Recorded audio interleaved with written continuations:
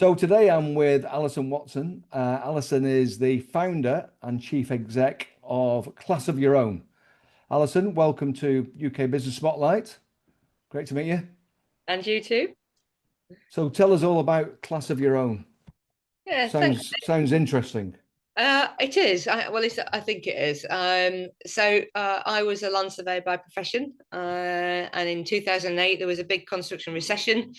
My phone stopped ringing. I've been working on school building programs, the big surveys of them for the construction industry, and does a school need a new school building or not? And I'm meeting loads of children, and just felt I needed to write something to really engage kids into what is the built environment and what are the professional careers within it, because I didn't seem to know when I was surveying. So I found the time to set up a little social enterprise. We called it Class of Your Own to be ambitious about not only to be in a class of your own and what that means, but also to design, engineer and construct classrooms, school buildings, but also the whole sort of houses, hospitals, the built environment that children didn't really connect with.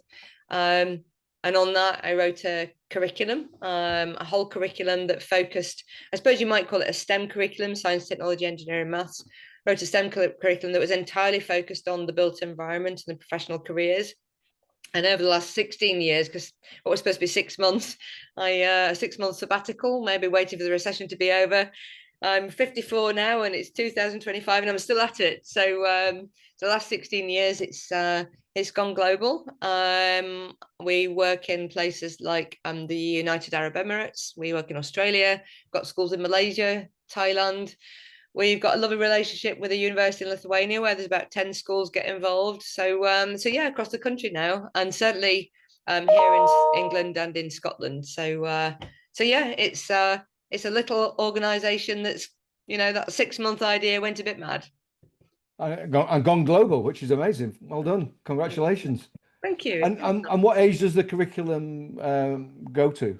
Yeah, so originally we started at 11 years old, 11 to 14, 14 to 16, 16 to 18. So following really, I suppose, the way that children operate in this country, the key stages, key stage 3, 4, 5, as it's known. But we've also just recently launched a primary curriculum, which is piloting Thailand, Dubai, Scotland and England at the moment, and with a full launch in September. So you can be 4 years old and start DEC or design, engineer, construct. So that's an exciting launch as well. So as you're developing that and spreading it worldwide, who are you talking to I guess in the education sector? Who are you dealing with and influencing? Yeah, predominantly, well, yeah, the education sector, but I think from my experiences when I was land surveying, it's, there's been a massive push towards the skills agenda. I prefer to talk about knowledge and skills hand in hand. But what was very clear is that the construction industry was suffering this emerging talent pipeline skills gap. And even when I left school, in the late 80s, nobody talked about construction, and particularly not girls in construction. So over the years, I started working with a fantastic global engineering consultancy called Mott MacDonald. Mott were the government's advisors at the time for the school building program, and I went to see the chief exec, a fantastic engineer in his own right, called Keith Howells, and I sat down with him and said, I'm not sure that the way that we engage school children is right. And I had a lovely friend, Ed Murphy, not the film star, but a really beautiful, wonderful human being who sadly passed away a few years ago, who believed in what I was doing. And he was at Mott Mac, he was technical director in Sheffield. And I used to put world to rights with him. We'd sit down and go, the green agenda, the saving the planet, all this stuff. Don't children realize that the built environment is such an amazing place to be to do all that? If you think about everything from net zero and energy use to buildings and making sure our homes are fit for purpose and safe and secure and healthy. So the chief exec believed in what I was doing. We set up an adopt a school scheme. So every school that came onto our program would have an adopter, and that adopter would be a construction firm, whether that's architects, engineers, construction.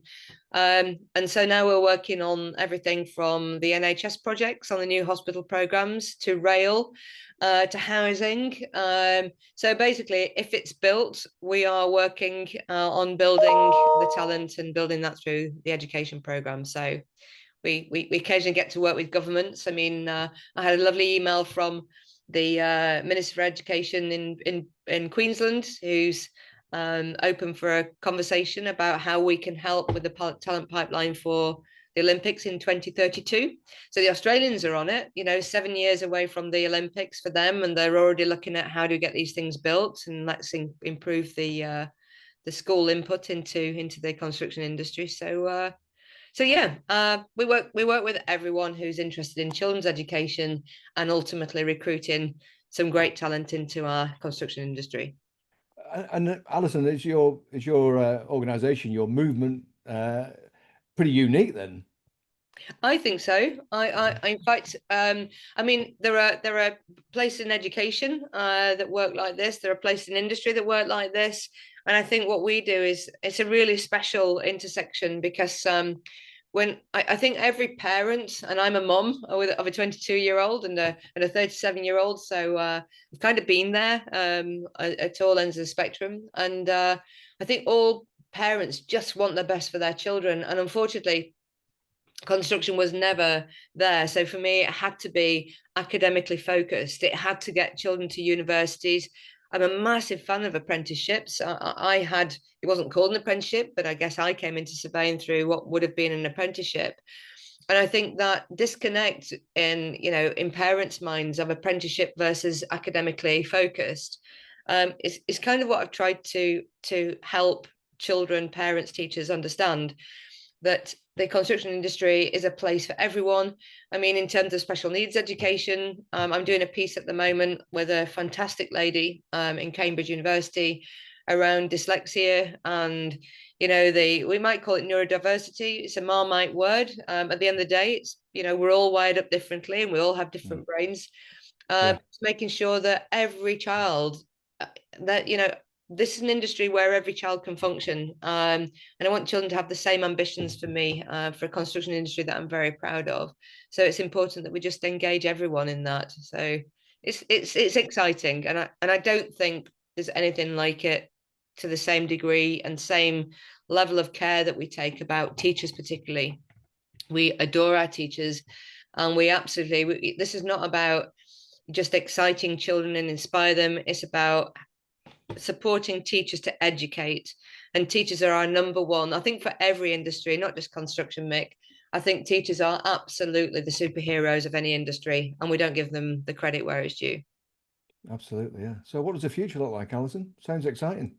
Yeah, we're just in the middle of writing a whole infrastructure program. So for the big jobs, not just the housing and the hospitals, but the big jobs like the big roads, maritime, rail, energy. We're writing a huge program on energy at the moment, because again, that's the construction industry. So yeah, I'm hoping that Australia goes really well. Nobody knows this yet, so I'll tell you first, Mick. We've just set up Class of Your Own Australia as an Australian company. So there you go. You're one of the first to know that. And I think at the end of the day, this is a global curriculum. So in the future, I hope that every child gets the opportunity to experience it, learn with it, and hopefully find a career in construction as I did. So you've set something up from scratch here that's become a global offering, doing good as well, by the sounds of it, everything. Absolutely. What have been the learnings and the trials and tribulations for you along the way? Oh, politics. That's easy. Oh, politics. My God. Yeah.